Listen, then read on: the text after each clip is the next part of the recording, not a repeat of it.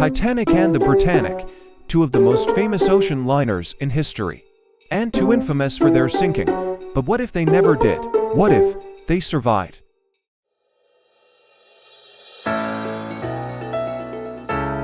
It is the early morning of April 10, 1912. The Titanic is getting ready for her maiden voyage. At 11:39 p.m., First Officer William Murdoch spots an iceberg 7 seconds earlier and gave the command hard at starboard. The 46,000-ton liner cuts violently through the calm, black water, missing the wall of ice by mere feet. There are no flooded boiler rooms, no panic distress signals, and no quiet midnight plunge.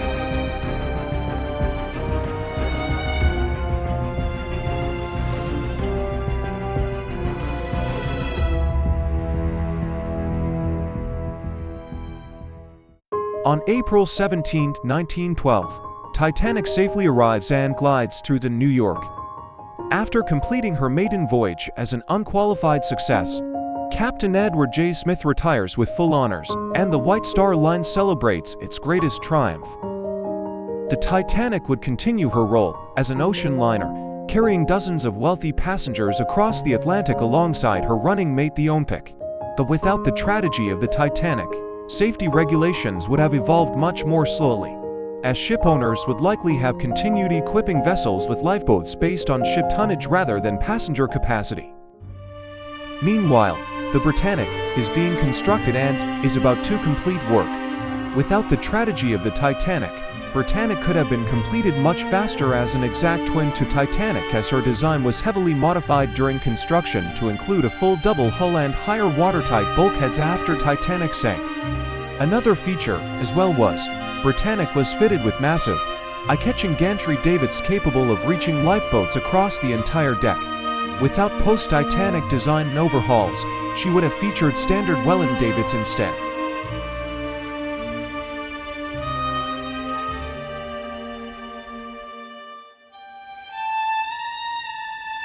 As mentioned, if it wasn't for the Titanic, Britannic could have entered civilian service before World War I. When World War I erupts across Europe, luxury rapidly gives way to military necessity.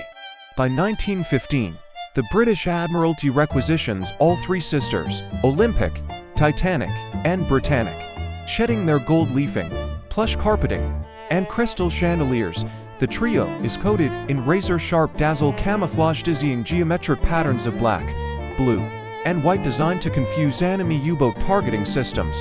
Known across the British Empire as the Three Titans, they become the largest, fastest troopships in human history.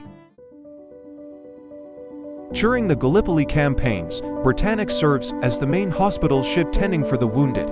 While sailing through the Aegean Sea, a British ship sailing nearby notices several mines laid down. Britannic luckily diverges off course, which would ultimately save her life. With danger averted, Britannic would continue her role as a massive, high-speed hospital ship and transport in the Mediterranean, carrying over 30,000 wounded soldiers back to Britain. Meanwhile, Titanic and Olympic run the gauntlet of U-boat alley, shuttling nearly 300,000 American and Canadian doughboys across the Atlantic to the Western Front. Titanic even survives to U-boat torpedo attacks through high-speed evasive maneuvers, solidifying her reputation among troops as an indestructible war horse.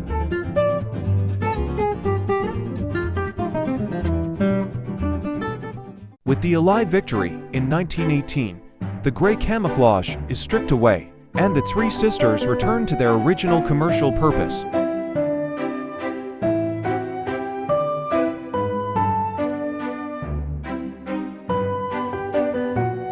In 1922, the trio entered the Harland and Wolff shipyards in Belfast for massive modernization overhauls. Their coal-burning furnaces are converted to burn oil. The upgrade slashes engine room personnel from hundreds of soot-stained stokers to a small engineering team, while simultaneously increasing top operational speeds beyond 24 knots. Throughout the Roaring Twenties, the three sisters operate a seamless, highly profitable weekly service between Southampton and New York. Titanic becomes the supreme flagship of global high society. Hollywood stars, diplomats, and millionaires line up to book her first-class suites, while Britannic, equipped with superior private baths and modern enamel interiors, becomes the preferred vessel for European royalty. Still, no ocean liner, regardless of its prestige, can outrun global economic collapse. In October 1929, the Wall Street stock market crashed, triggering the Great Depression. Running massive 45,000-ton liners like Titanic, Olympic, and Britannic became a financial nightmare. White Star was owned by International Mercantile Marine, which heavily over-leveraged its shipping lines with debt. In 1927, IMM sold White Star Line to Lord Kilsant. Kilsant ran the company into astronomical debt, engaged in fraudulent accounting to hide losses, and was eventually convicted and imprisoned in 1931. His shipping empire collapsed, leaving White Star Line completely bankrupt. By the early 1930s, passenger numbers plummet. The White Star Line is forced into a desperate merger with its longtime rival, Cunard Line, forming Cunard-White Star. The new unified management faces a stark financial reality. The fleet is aging, expensive to maintain, and a revolutionary new superliner, the RMS Queen Mary, is nearing completion. One by one, the Grand Sisters are retired from service. Olympic is decommissioned first in 1935. Months later, an aging Titanic joins the end. While she was the most famous and luxurious ship of the 1920s, by the mid-1930s her coal-to-oil converted engines and aging rivet-hulled frame would be far outclassed by modern 1930s motor ships. Britannic would outlive her older siblings by a year or two.